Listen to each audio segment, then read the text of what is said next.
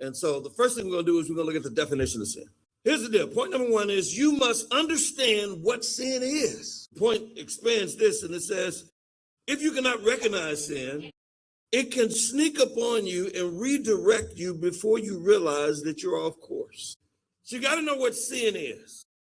Now, let me give an extra definition here. Sin is failing to hit God's intended target for our lives.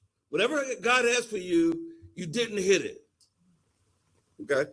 Now, our traditional statement is that sin means, hamartolos means missing the mark. What it really means is you didn't hit the mark. There was an intended mark that didn't get hit, and you were responsible for hitting it. And so, because some people say, well, I didn't even try. If you don't even try, that means you didn't miss it. So you change the definition to not hitting it. That means even if you don't try it, you still didn't hit it. And that is still sin.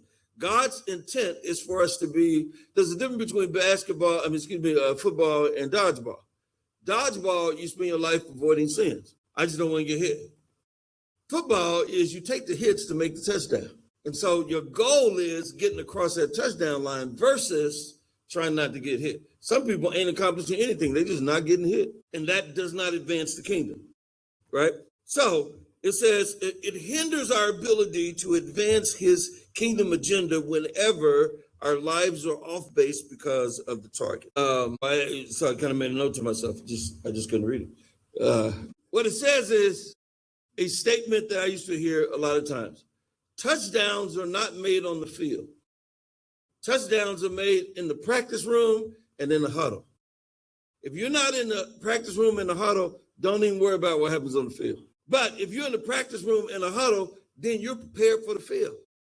Most of us are not in the practice room. We don't live out what we hear. Like, Pastor Singleton talk about our 6-day devotions. We do 6-day devotions on the website, everything else. We do those every week. And what it does is it takes the sermon content and drives it deeper into your living every day.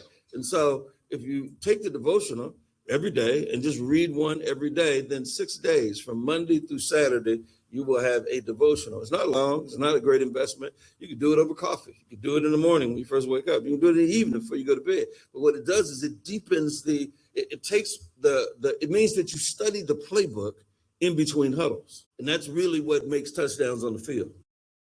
All right. So we got to understand what sin is. Now, here's the deal. First thing to understand is that everybody's sin. So that means we have and are guilty of having a sin echo chamber.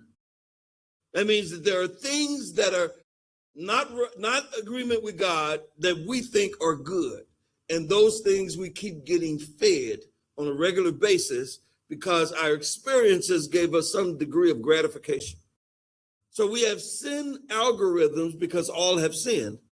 Romans 3:23, all have sinned and we've fallen short of hitting the mark, the glory of God. God didn't get glory because of something that we did enough to where it changed our algorithm.